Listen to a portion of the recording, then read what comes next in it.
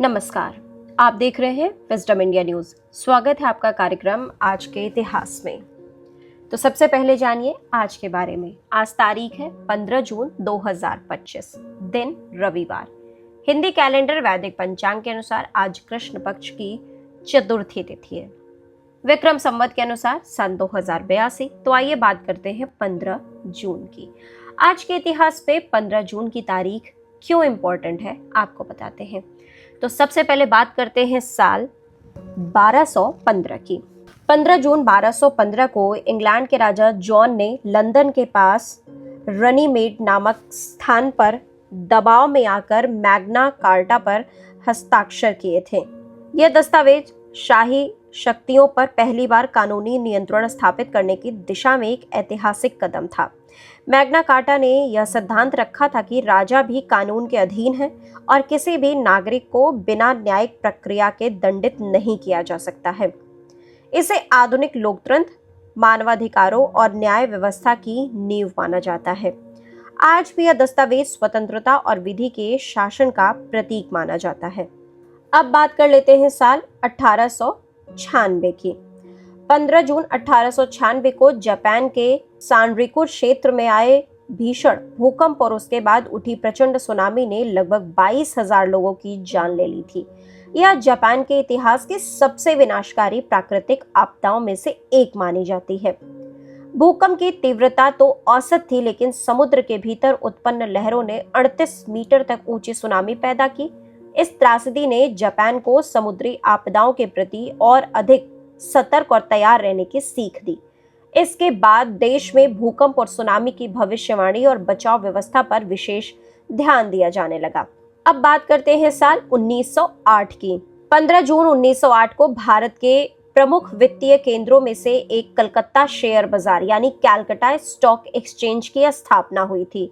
यह देश का दूसरा सबसे पुराना शेयर बाजार है, जिसकी स्थापना बॉम्बे स्टॉक एक्सचेंज 1875 के बाद हुई। इस बाजार ने पूर्वी भारत के औद्योगिक और व्यावसायिक विकास में महत्वपूर्ण भूमिका निभाई। स्वतंत्रता से पहले और बाद में यह देश के आर्थिक विकास और पूंजी बाजार की नींव को मजबूत करने में सहायक रहा। हालांकि आज इसकी गतिविधियां सीमित हो गई हैं, फिर भी यह भारतीय वित्तीय इतिहास का एक अहम हिस्सा है। अब बात कर लेते हैं साल 1947 की। 15 जून 1947 को अखिल भारतीय कांग्रेस समिति ने नई दिल्ली में हुई बैठक में भारत के विभाजन के लिए ब्रिटिश सरकार की योजना को औपचारिक रूप से स्वीकार कर लिया था। यह योजना माउंटबेटन योजना यानी माउंटबेटन प्लान के नाम से जानी जाती है, जिसे ब्रिटिश वायसरॉय लॉर्ड माउंटबेटन ने प्रस्तुत किया था। इसका उद्देश्य भारत में हिंदू मुस्लिम विवाद को समाप्त कर दो अलग देशों भारत और पाकिस्तान का निर्माण करना था। इस निर्णय के बाद ही विभाजन की प्रक्रिया तेज हुई और देश 15 अगस्त 1947 को आजाद हुआ। हालांकि यह निर्णय भारी सामाजिक, धार्मिक और राजनीतिक पीड़ा का कारण भी बना, जिसमें लाखों लोग विस्थापित और मारे भी गए। अब बात करते हैं साल 1950 की। 15 जून 1950 को भारतीय उद्योगपति लक्ष्मी निवास मित्तल का जन्म राजस्थान के सादुलपुर में हुआ था। वे दुनिया की सबसे बड़ी इस्पात कंपनियों में से एक आर्सेलर मित्तल के चेयरमैन और सीईओ हैं।